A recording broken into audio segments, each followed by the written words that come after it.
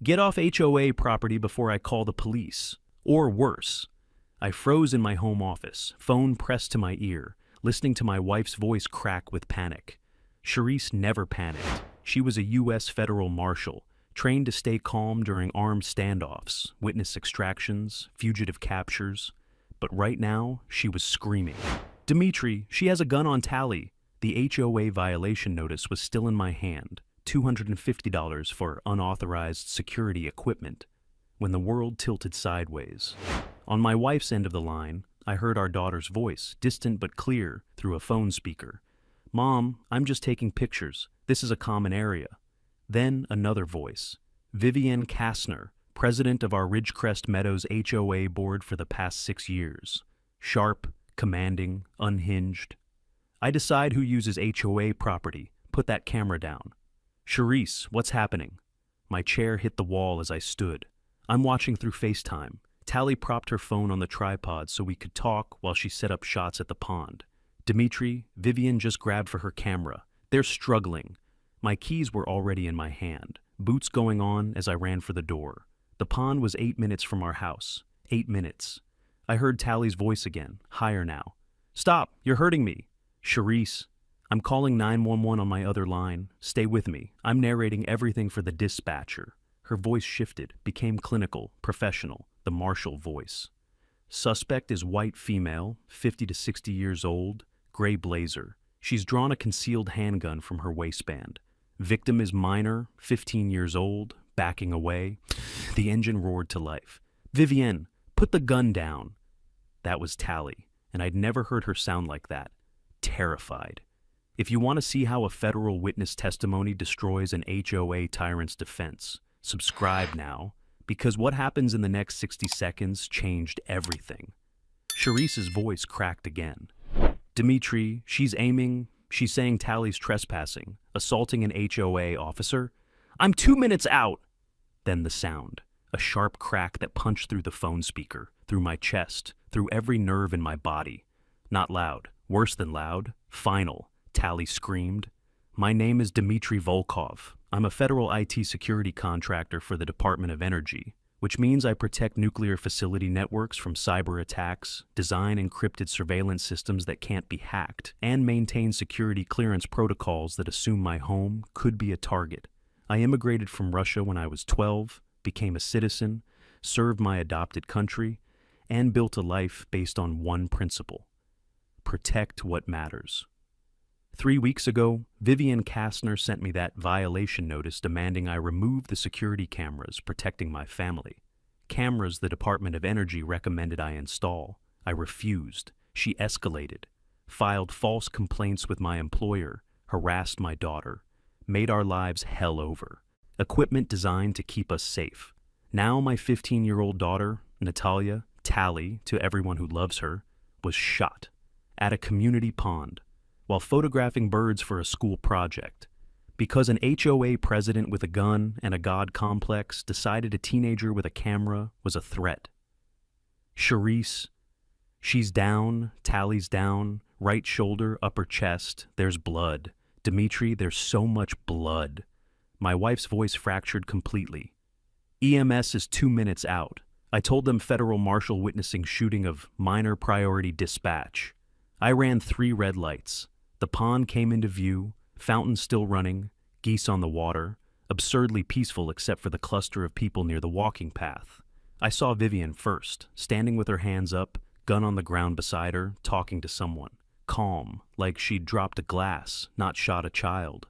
Then I saw Tally, crumpled on the concrete path, phone face down beside her with the screen shattered into a spider web, blood spreading across her jacket. A neighbor I didn't know was pressing a towel to her shoulder, talking to her, keeping her conscious. Tally's camera lay in the grass, lens cracked. I hit my knees beside her. Baby, I'm here, Dad's here. Her eyes found mine, unfocused, scared, but alive. It ricocheted, she whispered. She shot the ground. It bounced. Sirens closed in. Charisse's voice still in my ear, 40 miles away in her federal office, narrating observations to a 911 dispatcher while watching her daughter bleed through a broken phone screen. Dimitri, tell me she's breathing. She's breathing! The ambulance doors slammed open. The emergency room smelled like antiseptic and fear. I sat in a plastic chair that squeaked every time I moved, watching doctors and nurses move past the double doors where they'd taken Tally 20 minutes ago. Charisse was driving at speeds that would get anyone else arrested, but she'd called ahead and state troopers were clearing her route. She'd be here in 15 minutes. A detective approached. Young guy, maybe 30, notebook in hand. "Mr. Volkov? I'm Detective Chen. I need to ask you some questions about what happened. My daughter was shot by our HOA president while my wife watched it happen through FaceTime." The words came out flat, mechanical. "Vivian Kastner. She's been harassing us for 3 weeks over security cameras on my property." He wrote that down. "Your wife witnessed it remotely?" "She's a Federal Marshal. She was on duty, doing a routine check-in with our daughter via video call." Tally propped her phone on her camera tripod. "My wife saw everything. The confrontation, the gun, the shot. She was narrating to a 911 dispatcher in real time." Something shifted in his expression. "Federal law enforcement witnessed the shooting?" "Every second, audio and video. Tally's phone is evidence now. We recovered it from the scene. Screens cracked, but it was still recording when we arrived." He flipped a page. "Ms. Kastner claims she fired a warning shot into the ground, and it ricocheted off the concrete edging around the pond. She says your daughter was trespassing on HOA property and became aggressive when confronted." My hands clenched. "That's a lie. The community pond is common area. Our CC&Rs explicitly state it's for use and enjoyment of all residents and their families. Vivienne had no authority to remove anyone without a board vote." "You seem very familiar with your HOA documents." "I've been dealing with Vivienne's harassment for weeks. I know exactly what authority she does and doesn't have." I met his eyes. "She's been stalking my daughter, taking photos of her, filing false complaints about her. This didn't come out of nowhere." He wrote more. "We'll need detailed statements from you and your wife. Ms. Kastner has been detained and will be formally arrested once we complete the initial investigation. The phone video will be critical." The doors burst open. Charisse came through like a storm, still in her Federal Marshal's uniform, badge on her belt, eyes wild. She saw me and crossed the waiting room in 4 strides. "Where is she?" "Surgery, collapsed lung. They said the bullet fractured her clavicle and damaged the right lung tissue. She's stable, but they're operating now." She sat down hard beside me, breathing like she'd run a marathon. "I watched it. I watched that woman point a gun at our baby and pull the trigger." Detective Chen stepped forward carefully. "Marshal Volkov, I'm handling the investigation. I understand you witnessed the incident remotely?" She looked up at him. Her martial face came back. Professional. Cold. "I was monitoring a routine FaceTime call with my daughter at 3:47 p.m. I observed Vivian Kastner approach my daughter at the community pond and demand she leave the area. My daughter explained it was common property. Kastner became aggressive, attempted to physically seize my daughter's camera equipment. When my daughter pulled away, Kastner drew a concealed firearm from her waistband and stated, quote, 'I decide who uses HOA property,' end quote. She then stated, 'My daughter was trespassing and assaulting an HOA officer. She discharged the weapon once. I observed my daughter collapse. I maintained visual contact while simultaneously contacting emergency dispatch and providing real-time tactical observation until first responders arrived on scene.' She'd memorized it, every detail. That was Charisse. When something mattered, she documented it with federal precision.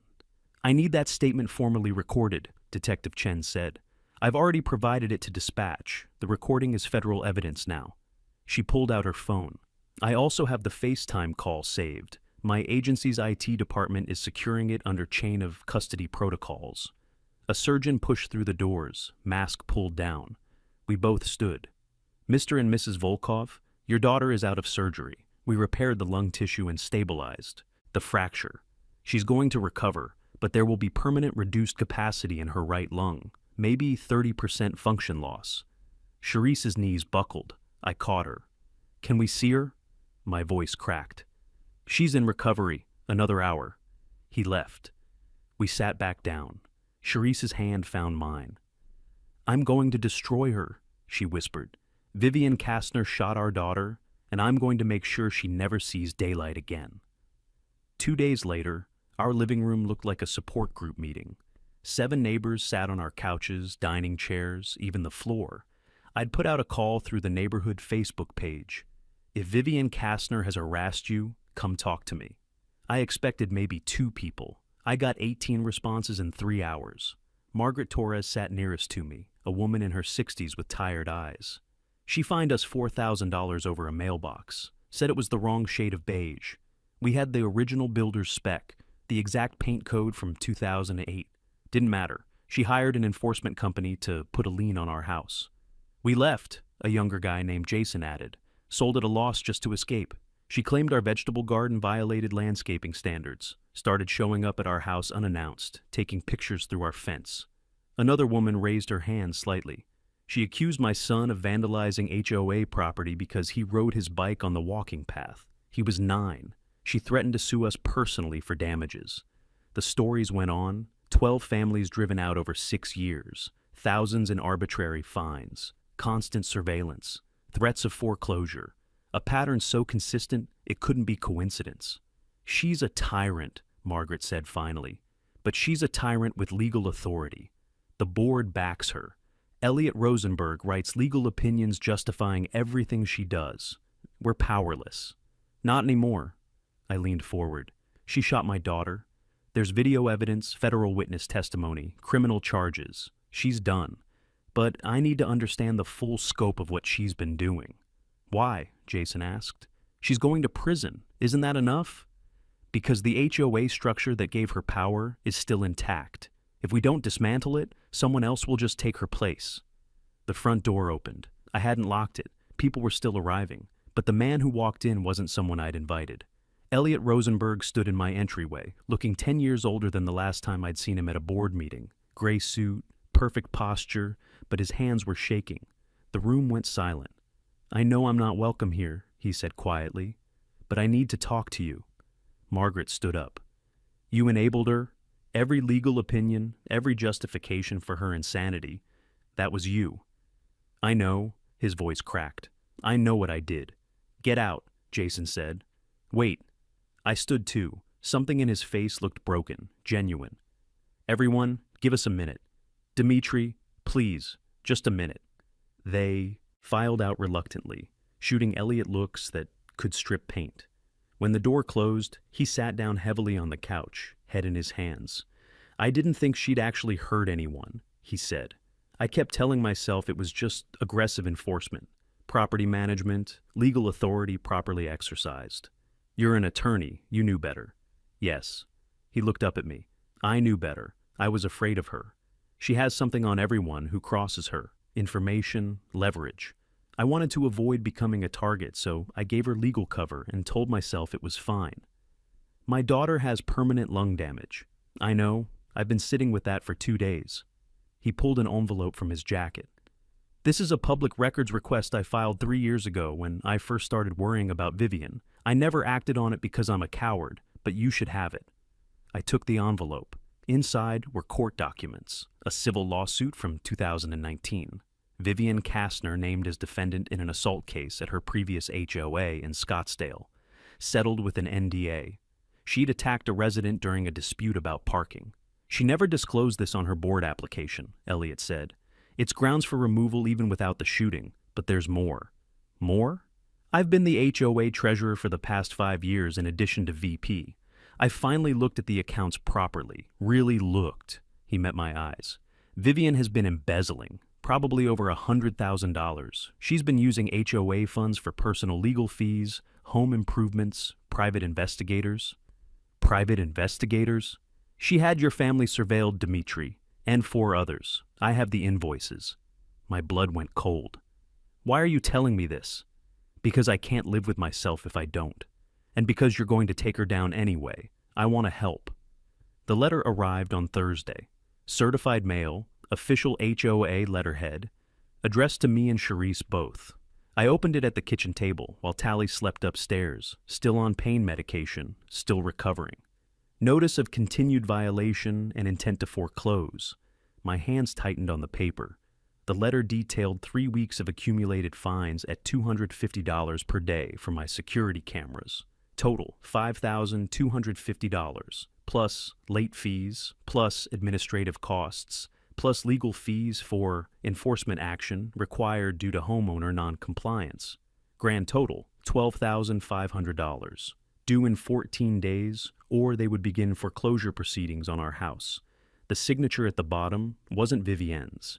It was Robert Marchetti, acting HOA president, the man who'd taken over after Vivienne's arrest. I called the number listed. A woman answered on the second ring. Ridgecrest Meadows HOA Management? This is Dmitry Volkov. I just received a foreclosure notice. Your board president shot my daughter 4 days ago, and you're threatening to take my house?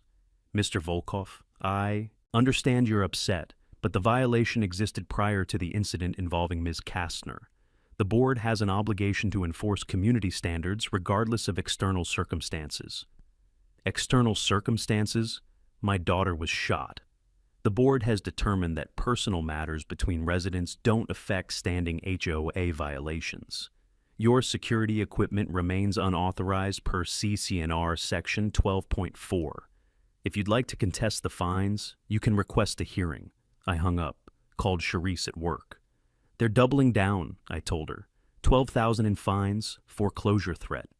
She was quiet for 3 seconds. They're insane. They're covering their asses. If they back down now, it looks like admission that Vivienne was wrong. They'd open themselves up to liability from everyone she's harassed. So, they're going to pretend shooting our daughter was unrelated to an HOA dispute? Apparently. Another pause. I need to make some calls. She hung up. 20 minutes later, my phone rang again. Unknown number. Mr. Volkov, this is Amy Chen with Channel 6 News. We're doing a story about the HOA shooting incident involving your daughter. Would you be willing to comment? I hadn't called any reporters. How did you get this story? Anonymous tip. Someone sent us the police report, HOA violation notices, and a very detailed timeline of harassment allegations. Is it true the HOA is threatening foreclosure while criminal charges are pending against their former president? Charisse. She'd called the media. Yes, I said. That's true. Would you be willing to do an on-camera interview? I thought about Margaret Torres and her $4,000 mailbox fine, Jason and his vegetable garden, 12 families driven out, Tally lying in a hospital bed with a collapsed lung. Yes, I'll do an interview. That afternoon, I drove to the HOA management office. The acting board was meeting. Monthly business, routine matters. I walked in without an appointment. Robert Marchetti looked up from the head of the table. Mid-50s, polo shirt, the kind of guy who thinks HOA board membership is impressive. Mr. Volkov, this is a closed meeting. My daughter was shot by your president 5 days ago. You just sent me a foreclosure notice. I think I've earned the right to address this board. The Kastner incident is a separate legal matter. We're not discussing it here. The Kastner incident? My voice went cold. That's what you're calling it? A woman you elected shot a 15-year-old girl, and you're calling it an incident? Another board member, an older woman named Patricia, shifted uncomfortably.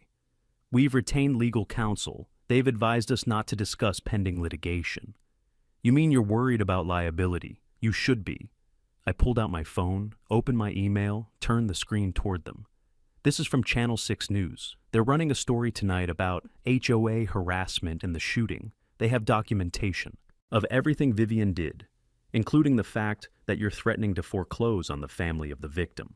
Robert's face went pale. We're just enforcing existing violations. You're defending a woman who shot a child, and when this story airs, everyone will know it. I left before they could respond. That night, Channel 6 led with the story. Charisse and I sat on camera in our living room. They showed Tally's hospital photo. We'd authorized it. The reporter detailed Vivienne's arrest, the phone video evidence, the pattern of harassment. Then they showed the foreclosure letter. The phone started ringing within minutes. The DOE Inspector General's office looked exactly like I expected. Bland federal building, security clearances required at 3 different checkpoints, windowless conference rooms designed to make people nervous. I wasn't nervous, I was angry. Mr. Volkov, thank you for coming in. The investigator was a woman in her 40s, sharp eyes, no-nonsense demeanor. Her nameplate read, Linda Ramirez, OIG.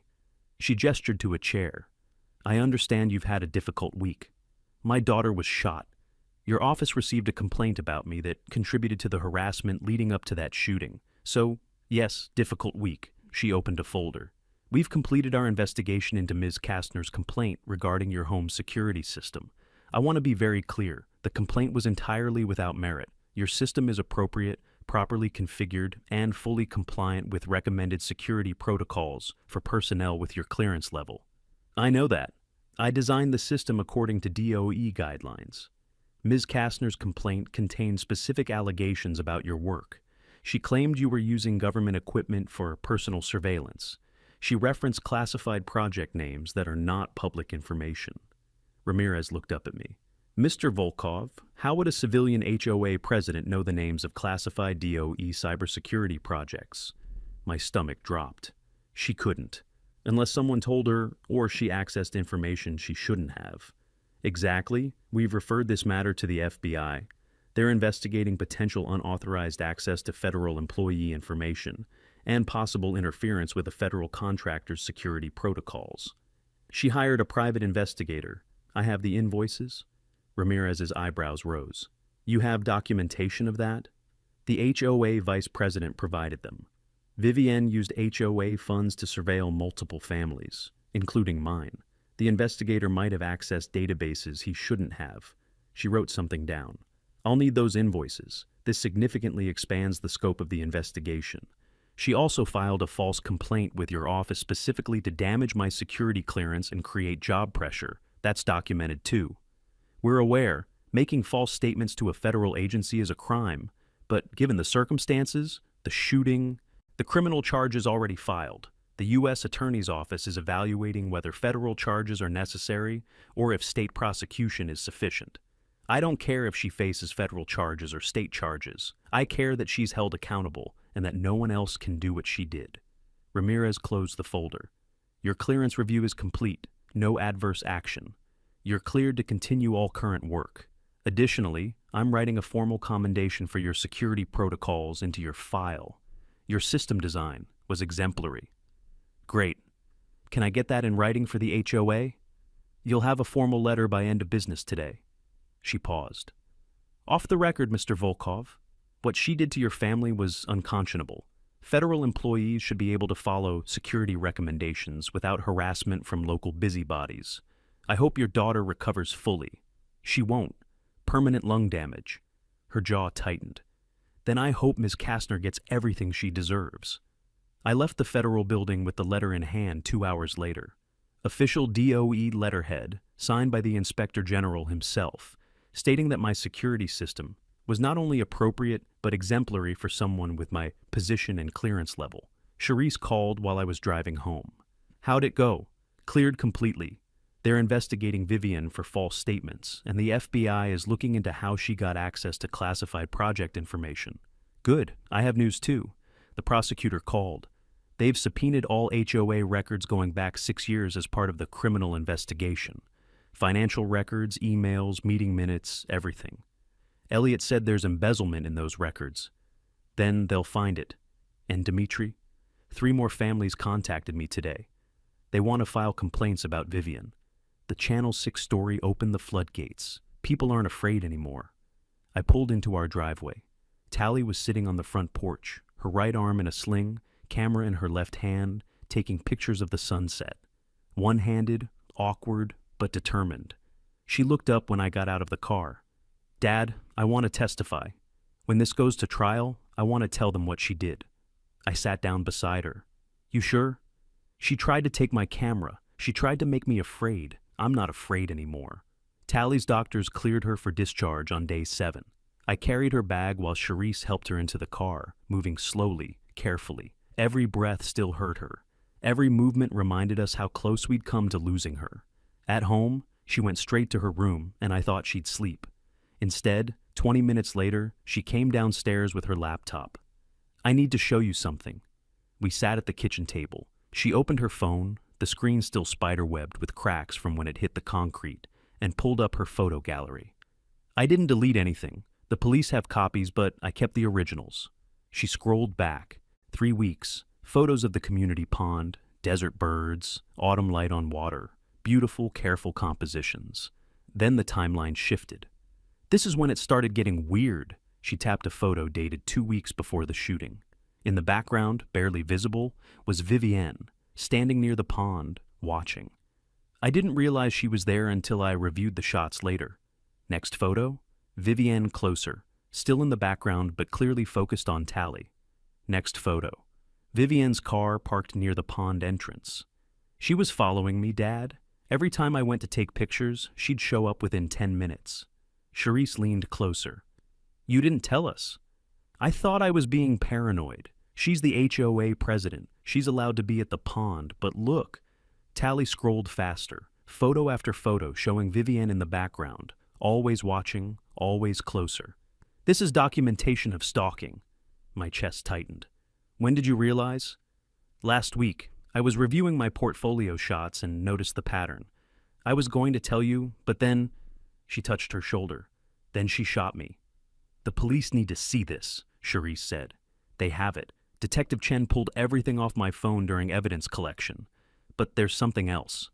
Tally opened a different folder. The FaceTime recording. I had it set to save automatically to cloud backup. She hit play. The video started mid-conversation. Tally's voice. Mom, can you see the geese? There's probably 20 of them. The camera was angled to show the pond, geese floating peacefully. Late afternoon light, golden on the water. Charisse's voice through the speaker. I see them, baby. That's going to be a beautiful shot. Then Vivienne entered the frame. I'd watched the police version, but seeing it from our kitchen table, with Tally sitting right beside me, made it worse, more real. Get off HOA property before I call the police. Or worse. Tally's camera shifted as she turned. Mrs. Kastner, this is a common area. I'm allowed to be here. I decide who uses HOA property. Your father is in violation of community standards, and your family has forfeited access privileges. That's not how it works. The CC&Rs say, I don't care what you think the rules say. I'm the president. Put that camera down and leave. Charisse's voice distant. Tally, what's happening? Mrs. Kastner is telling me to leave the pond. Tell her it's common property and you have every right to be there. Vivienne's face filled the frame, furious. Are you talking to someone? Give me that phone. The image jerked as Vivienne grabbed for the camera. Tally's hand came into view, pulling it away. Stop! You can't... The struggle. The phone falling but still recording.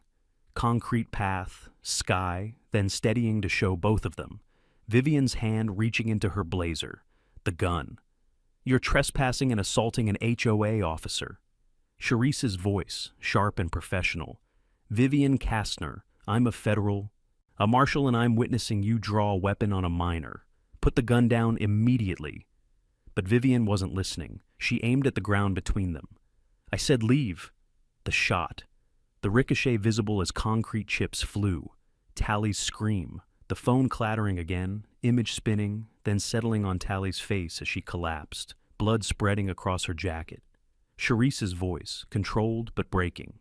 Shots fired, victim down, right shoulder upper chest region. I need EMS to Ridgecrest Meadows Community Pond immediately. Tally stopped the video. We sat in silence. The police have this, she said quietly. The prosecutor said it's the clearest evidence of reckless discharge and assault he's seen in 10 years. Combined with Mom's 911 recording, Vivienne's lawyer told her to take a plea deal. She won't, I said. She thinks she's untouchable. Then she's going to trial. Tally closed the laptop. And I'm going to testify. I'm going to look her in the eye and tell the jury exactly what she did.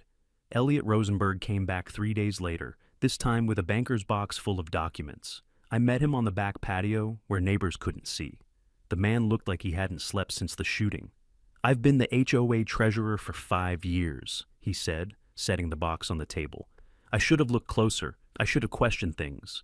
But I was too busy writing legal opinions to justify Vivienne's actions and telling myself it was fine. You said there was embezzlement. $127,000 over 6 years. Maybe more. I'm still finding irregularities. He pulled out a spreadsheet. Look at this. Monthly payments to Desert Surveillance Solutions. $1,500 every month for 3 years. I called them. They're a private investigation firm. She had us surveilled. You and 4 other families. The invoices detail everything. license plate tracking, scheduled documentation, photography of daily activities. He handed me a stack of papers. Your family alone was monitored for 8 months. My hands shook reading the reports. Tally's schedule, Sharice's work shifts, my trips to the grocery store, the gym, work. Every movement documented. This is federal, I said. Sharice is a marshal, surveilling a federal law enforcement officer. Gets complicated legally, yes. The FBI will want these. Elliot pulled out more documents. But there's something else. Something I should have disclosed when Vivienne first joined the board. He slid a thin file across the table. Court documents from 2019. I'd seen these before. The assault case from her previous HOA. I found this 3 years ago when I did a background search. Standard due diligence for new board members. The case was sealed as part of the settlement, but the initial filing is public record. She attacked a resident during a dispute about guest parking, pushed him down concrete stairs. He needed surgery. You never told the other board members. No, his voice cracked. She called me the day after I found it, said she knew I'd been looking into her background, and that it would be unfortunate if certain information about my past came out. I have a DUI from 20 years ago. Embarrassing, but not disqualifying. She implied she had more. Did she? I don't know. I was too afraid to find out. He pulled out another document. This is her board application from 6 years ago. Question 17 asks about prior legal issues. She checked no. That's fraud. Grounds for immediate removal, even without criminal charges. I studied the application. Her signature at the bottom, confident and bold. Why are you giving me this now? Because I can't look at myself in the mirror anymore. He met my eyes. I'm an attorney. I took an oath. I've spent 5 years providing legal cover for a woman who terrorized families, embezzled money, and shot a child. I told myself I was just doing my job, just providing counsel, just staying neutral. But there's no neutral when someone's using your legal opinions as weapons. The prosecutor will want your testimony. I know. I've already contacted them. I'm cooperating fully. He pulled out one more folder. This is every legal memo I wrote for Vivienne over 5 years. Half of them, I told her she was exceeding her authority. She did it anyway and then cited my memos as justification. I'm complicit in this, Dimitri. I know that. Sharice's voice came from the doorway. You knew she had a violent history, and you let her run the HOA anyway. Elliot turned. He'd known she was there. He was too careful not to. Yes. You knew she was embezzling, and you covered it up. I didn't cover it up. I looked the other way. It's not the same, but it's just as bad. My daughter almost died because you were too much of a coward to do the right thing. I know. His voice broke completely. I know what I am. I'm trying to fix it now. Sharice moved closer. Federal Marshal mode. Cold. Precise. You'll testify to everything. The assault history, the embezzlement, every time you told her she didn't have authority and she did it anyway. Every family she drove out, everything. Yes. And you'll provide these documents to the prosecutor, the FBI, and anyone else who needs them. Already scheduled. I meet with the prosecutor tomorrow, FBI the day after.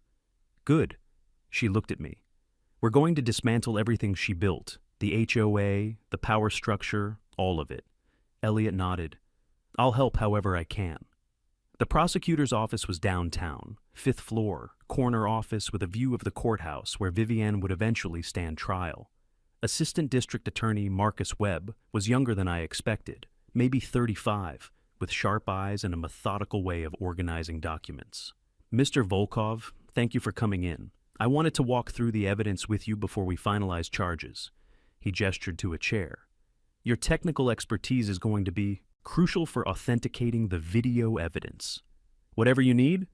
He opened a laptop and pulled up Tally's phone video. Defense is going to argue the video was edited or manipulated. They'll hire an expert to claim the audio doesn't match the visual, that timestamps were altered, that something was doctored. I need you to explain why that's impossible. I leaned forward. The video was captured through FaceTime and automatically backed up to encrypted cloud storage with Apple's native timestamp verification. Every frame has embedded metadata that includes GPS coordinates, device ID, and timestamps synced to Apple's servers. You can't alter that without leaving forensic traces. Can you testify to that? Yes. I can also explain how the audio stream was simultaneously recorded by two separate sources, Tally's phone and my wife's 911 call. Both recordings have the exact same audio content with matching timestamps. You'd have to manipulate two independent recordings identically, which is functionally impossible. Webb smiled. Good. That's exactly what I need. He pulled out another file. Now, about the security cameras that started this whole conflict. The defense is going to argue Vivienne had legitimate concerns about surveillance equipment. She didn't. The DOE Inspector General cleared my system completely. I have a formal letter stating it's not only appropriate, but exemplary for someone with my clearance level. That letter is Exhibit 12. He tapped the file. But I want you to explain to a jury what you actually do, why a federal contractor needs that level of security. Make them understand this wasn't some paranoid overreach. I protect nuclear facility networks from cyber attacks. My home computer has access to classified systems. DOE security protocols require enhanced home security for personnel like me. The cameras aren't optional. They're responsible security practice. Perfect. Keep it that simple on the stand. He moved to another document. Mr. Rosenberg provided us with financial records showing significant embezzlement. The forensic accountant found $127,000 in misappropriated funds over 6 years. Elliot mentioned that. What he might not have mentioned is where some of that money went. 3 payments totaling $18,000 to the private investigation firm. All documented surveillance of your family, the Hendersons, the Morales family, and 2 others who've since moved away. We're treating this as stalking in addition to embezzlement. My jaw tightened. $18,000 to watch my daughter, which strengthens our argument that this shooting wasn't a spontaneous confrontation gone wrong. It was the culmination of a deliberate funded harassment campaign. Webb pulled out more papers. We also have the prior assault case from 2019. She settled that one to avoid trial, but the initial police report describes her grabbing a resident and pushing him down. Stairs during an argument about parking. Pattern of violence. Exactly. Arizona allows prior bad acts as evidence if they show pattern or motive. This isn't her first time responding to perceived HOA authority challenges with physical violence. It's her second. He closed the laptop. Mr. Volkov, I'm going to be direct with you. This case is as strong as they come. Phone video, federal law enforcement eyewitness, 911 recording, pattern evidence, financial crimes, prior assault. Vivienne Kastner's attorney knows she's facing 7 to 10 years minimum on the assault charge alone. So she'll take a plea. She should, but she hasn't. She's insisting on trial. Her lawyer filed a motion arguing she acted within her HOA authority, and the shooting was accidental. They're going to claim your daughter was trespassing and became aggressive. That's insane. The video shows... I know what the video shows. But she's betting a jury will side with a frightened woman defending herself against a teenager who wouldn't leave. It's a bad bet, but it's the only one she has. When's the trial? 4 months, fast-tracked given the severity and the evidence quality. Webb stood. I'll need you available for testimony. Your wife, too. And if Tally's willing, she wants to testify. Are you sure? She's a minor. She was the victim. The trauma. She's sure she wants to face Vivienne. Webb nodded slowly. Then we'll prepare her. But Mr. Volkov, this is going to get ugly. Defense will try to paint your family as troublemakers who antagonize the HOA. They'll dig into everything. Let them dig. We have nothing to hide. The community center on Maple Street wasn't part of Ridgecrest Meadows. Neutral ground. I'd reserved the largest meeting room and sent invitations through the neighborhood, Facebook page, next door, and hand-delivered flyers to every house that had been targeted by Vivienne. 23 families showed up, more than I expected. Margaret Torres arrived first with her husband. Jason and his wife came next. Then people I didn't know, residents who'd left years ago but drove back when they heard what happened. The room filled with quiet anger and years of suppressed frustration. I stood at the front. Thank you all for coming. Most of you know me. For those who don't, I'm Dmitry Volkov. 3 weeks ago, Vivienne Kastner shot my 15-year-old daughter at the community pond. Tally survived, but she has permanent lung damage. The room was silent. Vivienne's facing criminal charges. That's handled. But I didn't ask you here to talk about her trial. I asked you here because the HOA that gave her power still exists. And if we don't do something about it, this will happen again. A woman in the back raised her hand. What can we do? The board won't listen. We dissolved the HOA entirely. That got reactions: surprise, confusion, skepticism. Arizona law allows HOA dissolution with 80% resident approval. Ridgecrest Meadows has 240 homes. We need signatures from 192 homeowners agreeing to dissolve. Then we hold a formal vote. If it passes, the HOA ceases to exist. What happens to the common areas? Someone asked. The pond, the walking trails? We form a voluntary community association. No enforcement power, no fines, no authority over anyone's property, just maintenance of shared spaces funded by optional dues. If people don't want to participate, they don't have to. Margaret leaned forward.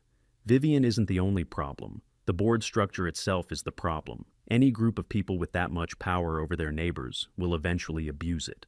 Exactly. That's why we eliminate the power structure completely. Jason stood. I'm in. Where do I sign? I have petition forms, but signing is just the first step. We need people willing to talk to their neighbors, explain what we're doing, gather more signatures. This only works if we organize. A man near the front spoke up. The board will fight this.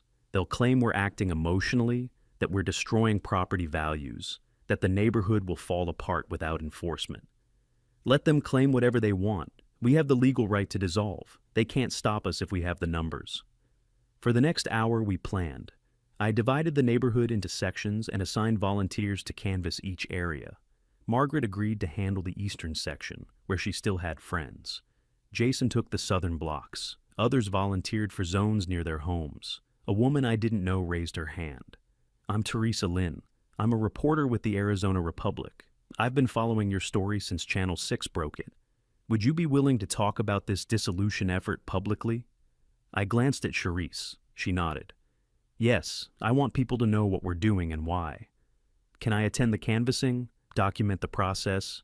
As long as residents are comfortable with it, she smiled. This is going to be a great story. HOA tyranny, community uprising, democratic action. People need to see this. By the end of the meeting, we had 40 volunteers committed to gathering signatures. I handed out petition forms, contact lists, and talking points. The energy in the room had shifted from anger to purpose. As people filed out, Margaret pulled me aside. You know the board is going to retaliate. More fines, more legal threats. They'll try to intimidate people into not signing. They're welcome to try, but they're in crisis mode right now. Their insurance company is reviewing the policy after the shooting. Their former president is facing criminal charges, and 23 families are preparing lawsuits. They don't have the bandwidth to fight a dissolution effort. What if we don't get enough signatures? Then we try again, and again, until either the HOA dissolves or every board member resigns and we elect people who will vote to dissolve from the inside. I met her eyes. One way or another, this ends. She squeezed my arm. Your daughter is lucky to have you. I'm lucky to still have her. The next morning, volunteers began canvassing. Within 3 days, we had signatures from 112 households. By the end of the week, 165. We were going to win. The letter from Ridgecrest Meadows Insurance Associates arrived on a Tuesday morning. I opened it expecting another threat. Instead, I found something better. Notice of policy cancellation. Effective immediately. The HOA's insurance company was dropping them, citing criminal conduct by board leadership resulting in catastrophic liability exposure and pending litigation from multiple homeowners. The insurer was canceling the general liability policy that allowed the HOA to operate legally. Without insurance, the HOA couldn't defend lawsuits, couldn't sign contracts, couldn't function. I called Charisse. The insurance company pulled out. When? Immediately. They're done. The HOA is essentially paralyzed. Good. How many signatures do we have? 209 households out of 240. That's 87%. We only needed 80. She laughed. Actually laughed. They never saw this coming. No, they thought they were untouchable. That afternoon, Robert Marchetti called an emergency board meeting. The notice went out to all residents, required by CC&Rs for any meeting that might affect community operations. I showed up with Charisse, Margaret Torres, and 15 other residents who'd been working on the dissolution petition. The HOA clubhouse had never felt so tense. 5 board members sat at the head table, looking like they'd aged 10 years in 3 weeks. Robert's hands shook as he shuffled papers. This meeting is called to order. We have several urgent matters to discuss, including insurance cancellation, I said from the back row. You want to discuss how the HOA can't operate without liability coverage. Robert's jaw tightened. Mr. Volkov, you're not recognized to speak. Then recognize me, because I have something every person in this room needs to hear. He hesitated. The other board members looked at each other.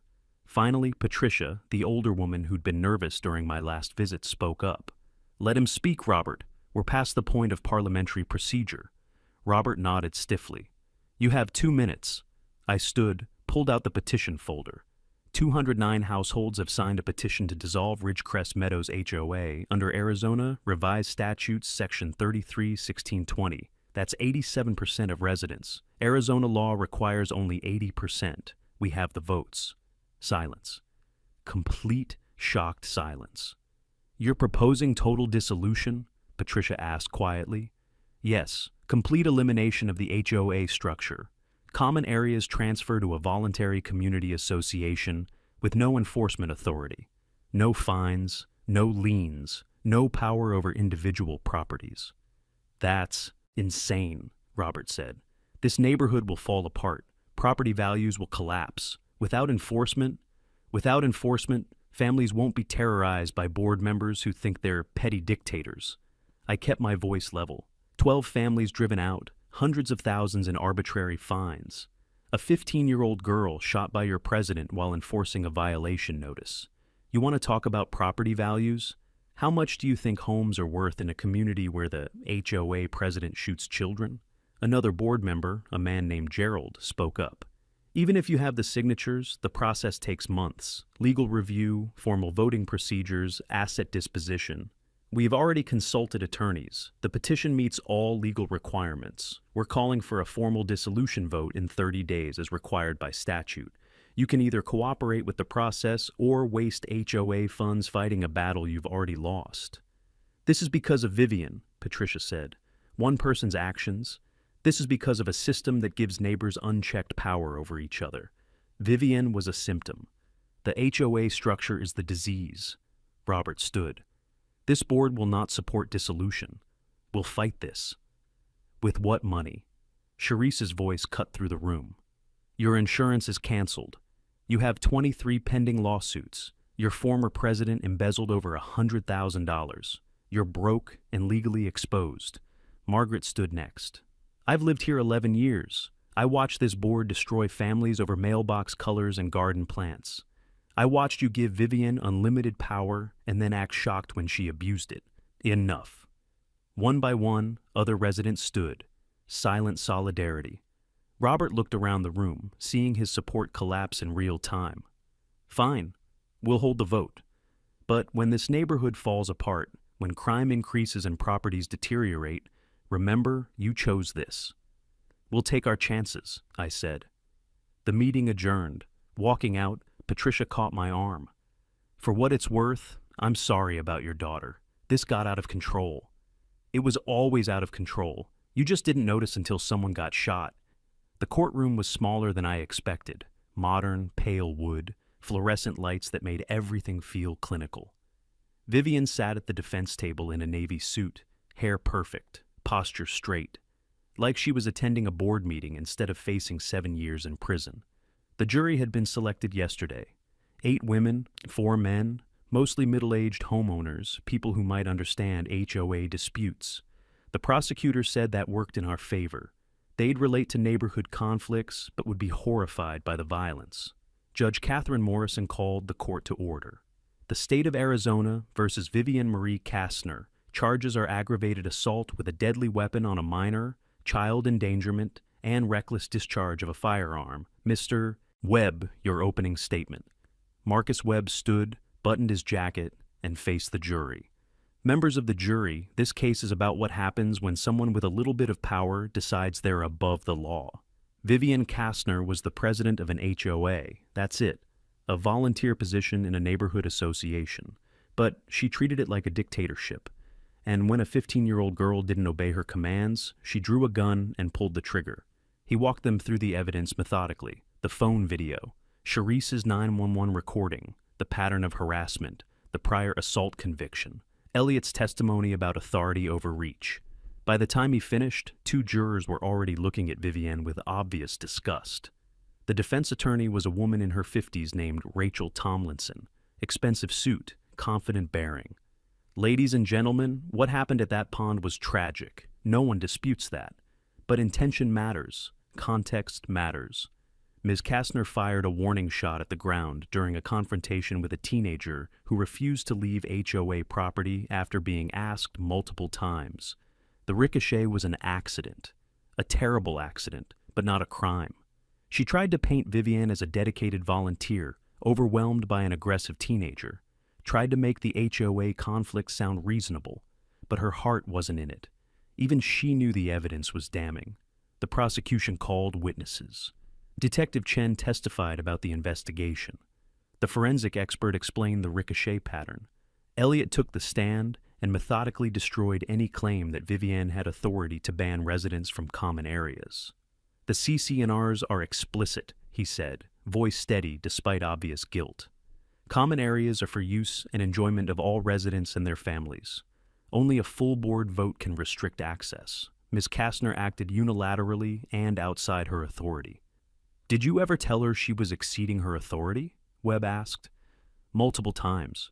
I have written memos warning her that her actions weren't legally supported. She ignored them. Then Sharice took the stand. She was still in her marshal's uniform, badge visible, professional, unshakable. Webb walked her through the FaceTime call. What did you observe? I observed Vivienne Kastner approach my daughter and demand she leave a common area. When my daughter explained she had a right to be there, Ms. Kastner became aggressive. She attempted to physically seize my daughter's camera equipment. When my daughter pulled away, Ms. Kastner drew a concealed handgun from her waistband and stated that my daughter was trespassing and assaulting an HOA officer. She then discharged the weapon once, striking my daughter in the right shoulder after the bullet ricocheted off concrete edging. What did you do? I maintained visual contact while simultaneously contacting emergency dispatch on a second line. I provided real-time tactical observation and coordinated emergency response using my training as a federal law enforcement officer. The defense attorney tried to challenge her testimony during cross-examination.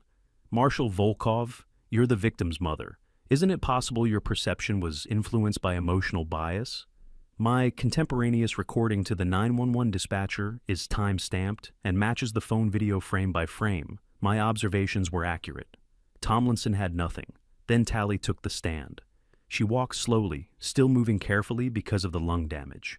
Wore a simple blue dress. Looked younger than 15 and older at the same time. The jury watched her with visible sympathy. Webb approached gently.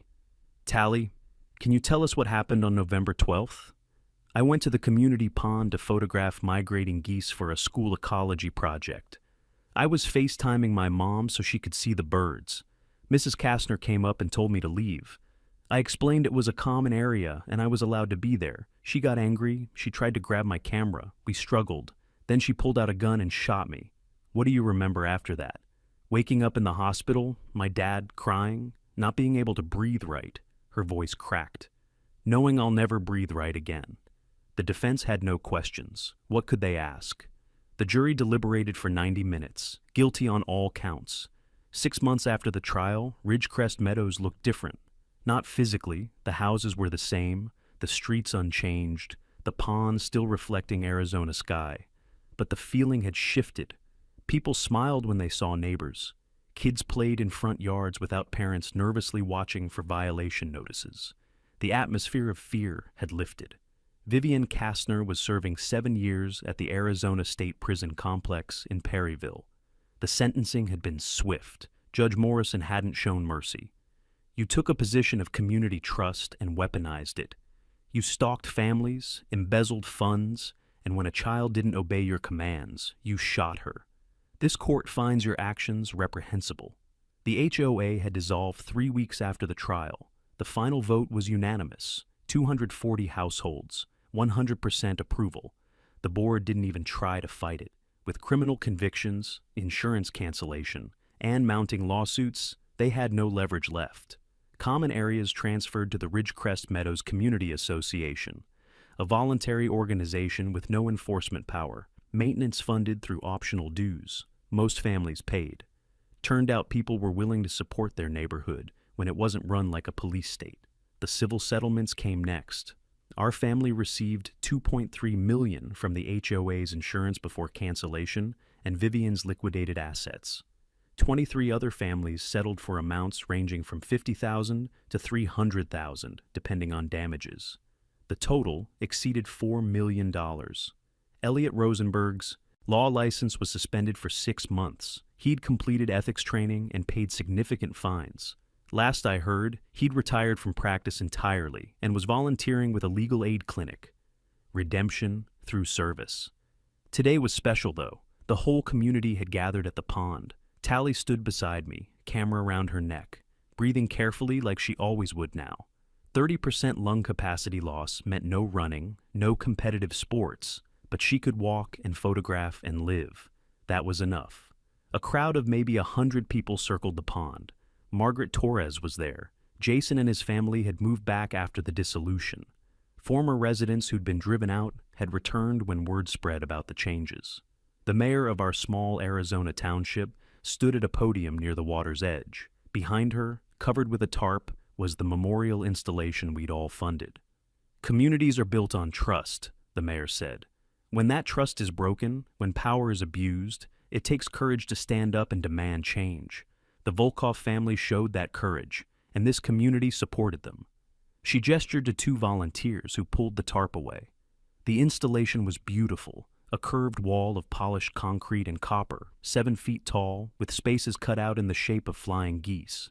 Behind the cutouts, backlit panels displayed Tally's photographs, the pond at sunrise, the geese in flight, the autumn colors she'd been capturing when she was shot. At the base, a bronze plaque read, "Natalia's Pond," a reminder that common spaces belong to everyone, and that community means protecting each other, not controlling each other. Tally's hand found mine. She was crying. So was I. The mayor continued. This memorial represents more than one family's tragedy. It represents a community that chose to change, that chose accountability over authority, that chose each other. After the ceremony, people approached us, thanked us, shared their own stories of life after the HOA dissolved. One woman told me her daughter had started a skateboarding club using the empty clubhouse. Another man said he'd finally planted the vegetable garden he had wanted for years. Small freedoms, simple joys, the things HOAs had stolen and communities had reclaimed. Tally wandered to the memorial wall, touched the bronze plaque with her name, then raised her camera and started photographing, one-handed still, the right arm weaker than it used to be, but determined. That night, Arizona governor signed House Bill 2047 into law. Tally's law reformed HOA governance statewide, prohibited armed board members, required background checks, created state oversight, established residents' rights to sue individual board members. Our story had changed the system.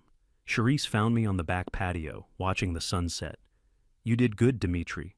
We did good, all of us." She leaned against me. "Think Tally's going to be okay?" "She's stronger than both of us. She'll be fine."